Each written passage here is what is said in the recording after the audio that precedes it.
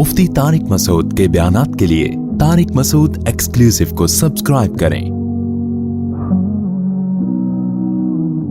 Tariq Masood exclusive.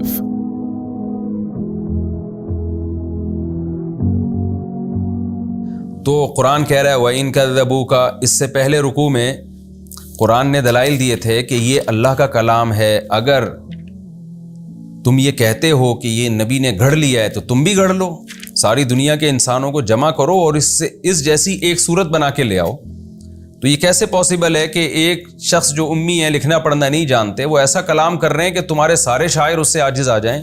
ये कैसे मुमकिन है? और इसी पे कुरान ने कहा था वमा काना हाज़ल कुरान अन युफ्तरा मिन दूनिल्लाह, ये कुरान गढ़ा जा ही नहीं सकता है। ये तो तस्दीक कर रहा है तौरात और इंजील की, इसके मज़ामीन वही हैं जो तौरात और इंजील के हैं। ये एक ही ज़ात से निकला हुआ कलाम है। तो इस तरह फिर तौहीद के दलाइल दिए थे पिछले रुकू में।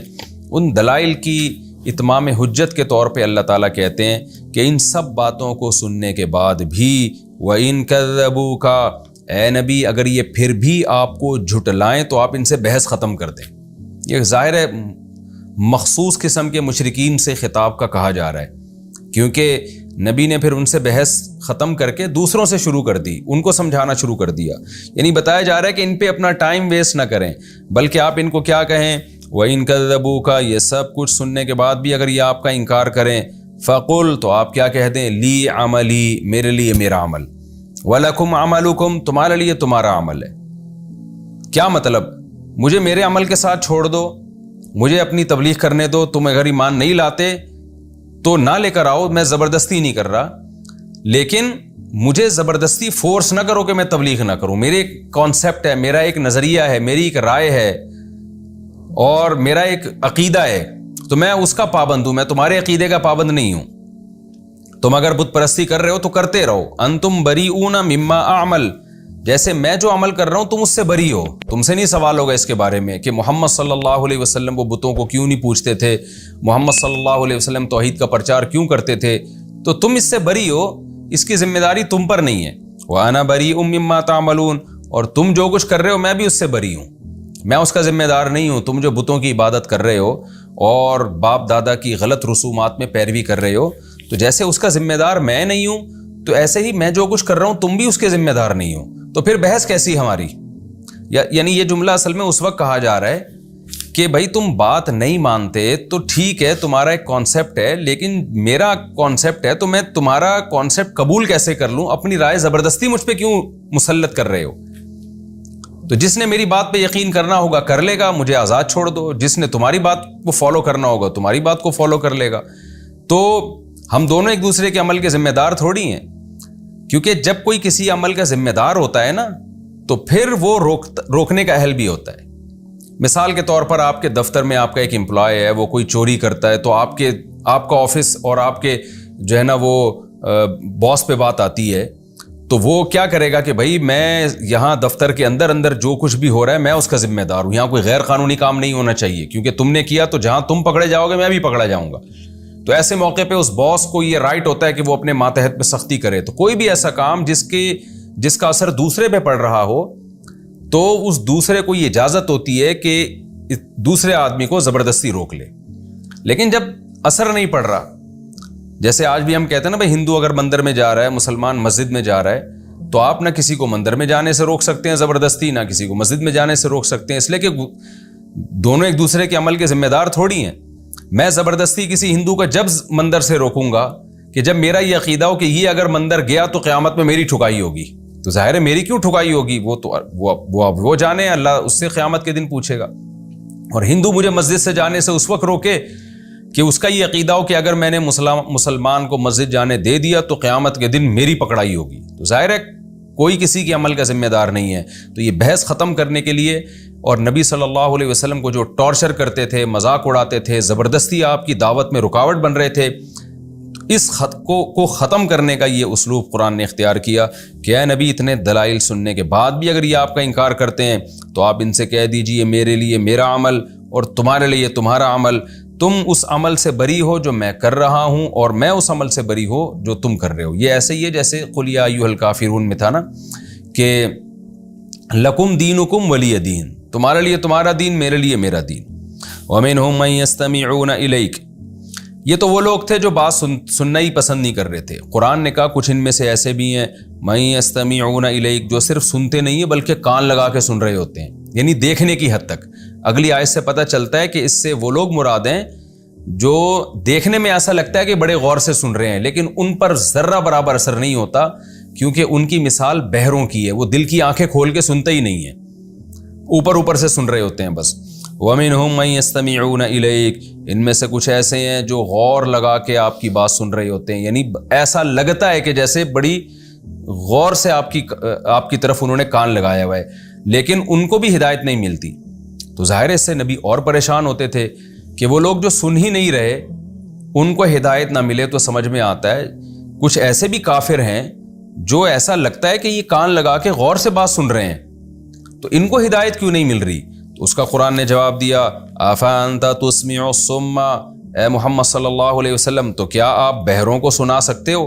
بہرا جتنا بھی قریب لے آئے نا کان کو، اس کو پھر بھی سنائی نہیں دیتا۔ تو یہ دل کی آنکھوں کے لحاظ سے بہرے ہیں، یہ سنتے ہیں اوپر اوپر سے، دل میں قبول کرنے کی نیت سے یہ سنتے ہی نہیں ہیں۔ تو کیا آپ بہروں کو سنا سکتے ہیں؟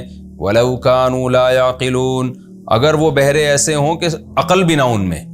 بعض دفعہ بہرے کو آپ سناتے ہیں، سنائی نہیں دیتا، لیکن عقل سے کام لے کے نا سمجھ جاتا ہے، لپسنگ سے سمجھ جاتا ہے، اشاروں سے سمجھ جاتا ہے کہ سامنے والا کیا کہنا چاہتا ہے۔ اب اگر بہرا بھی ہے اور عقل بھی کام نہیں کر رہی تو اس بہرے کو بات سمجھانا تو ناممکن ہے۔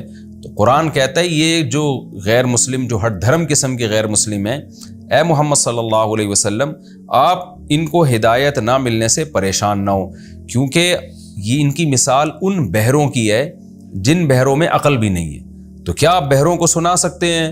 وَلَوْ كَانُوا لَا يَعْقِلُونَ، جبکہ ان بہروں میں عقل بھی نہ ہو۔ وَمِنْهُمْ مَنْ يَنظُرُ إِلَيْكَ، اور ان میں سے کچھ ایسے ہیں جو آپ کو دیکھ رہے ہوتے ہیں۔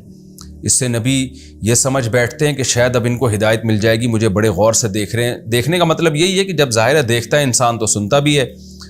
تو قرآن کہہ رہے نا نا نا نا نا افا انت تہدی العمیٰ، کیا آپ اندھوں کو سیدھا راستہ دکھا سکتے ہیں؟ کیا اندھے کو کہاں دکھایا جا سکتا ہے، ہدایت دی جا سکتی ہے کہ یہ سیدھا راستہ؟ اس کو تو نظر ہی نہیں آ رہا بیچارے کو۔ وَلَوْ كَانُوا لَا يُبْصِرُونَ، جبکہ اس اندھے میں بصیرت بھی نہ ہو۔ بعض دفعہ ایک شخص نابینا ہوتا ہے مگر اس میں اللہ نے دل کی آنکھیں ایسی اس کی کھولی ہوئی ہوتی ہیں کہ وہ بھی اشاروں سے اور کچھ اپنی چھٹی حص استعمال کر کے کچھ نہ کچھ ٹریس کر لیتا ہے کہ سامنے والا کیا دکھانا چاہ رہا ہے مجھے۔ لیکن اللہ کہتے ہیں یہ ایسے لوگ ہیں کہ ان کی بصیرت کی آنکھیں بھی بند ہو چکی ہیں، تو اس لیے ان کے دیکھنے یا ان کے سننے سے آپ متاثر نہ ہوں۔ اندھے اور بہرے ہیں، اس میں آپ کو گناہ نہیں ہوگا، یہ خود ان کے اندر یہ عیب ہے۔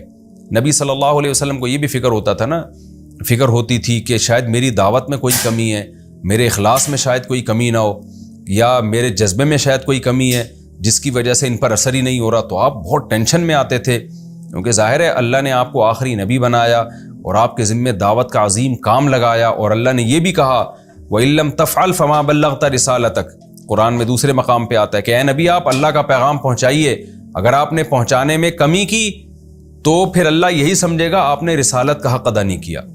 تو یہ دھمکیاں بھی قرآن میں نازل ہو چکی ہیں۔ اب آپ سوچئے کہ نبی پہ کیا گزرتی ہوگی، دل پہ آرے چلتے ہوں گے کہ میں اللہ کو کیا جواب دوں گا۔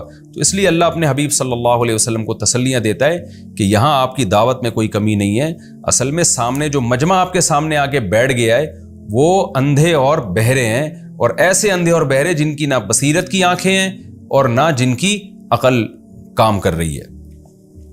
اب سوال پیدا ہوتا ہے اللہ تو نے لوگوں کو ایسا اندھا بہرا بنا کیوں دیا کہ جن کی عقلوں پہ مہر لگ گئی ہو؟ یہ بھی تو اللہ ہی کرتا ہے نا یہ کام۔ قرآن میں ہے نا ختم اللہ علی قلوبہم، اللہ نے ان کے دلوں پہ اسٹیمپ لگا دی ہے، مہر لگا دی ہے۔ تو اے اللہ تو نے انسانوں میں ایسے انسان پیدا کیوں کیے جن میں سننے کی صلاحیت ہی ختم ہو گئی، عقل ہی ختم ہو گئی، دیکھنے کی صلاحیت ہی ختم ہو گئی؟ تو اس کا جواب اللہ دے رہا ہے ان اللہ لا یظلم الناس شیئا، دیکھو اللہ لوگوں پہ ذرہ برابر بھی ظلم نہیں کرتا۔ یہ جان کر زبردستی اللہ نے ایسا نہیں کیا کہ ان کے اندھا بہرا بنا دیا، وَلَكِنَّ النَّاسَ أَنفُسَهُمْ يَظْلِمُونَ، لیکن لوگ ہی اپنی جان پہ ظلم کرتے ہیں۔ کیا مطلب؟ انہوں نے ایسی بدعمالیاں کی ہیں کہ اپنے دل کی حالت کو انہوں نے خود چینج کر دیا ہے۔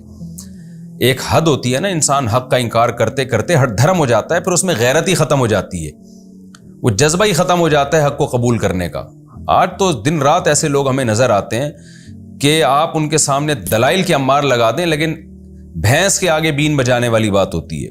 تو وہ خود ان کی بدعمالیاں کر کر کے ایسا دل سخت ہو چکا ہوتا ہے۔ تو اللہ کہتے ہیں میں ظالم نہیں ہوں، یہ لوگ خود ظالم ہیں، اپنی حالت انہوں نے خود ایسی کر دی ہے۔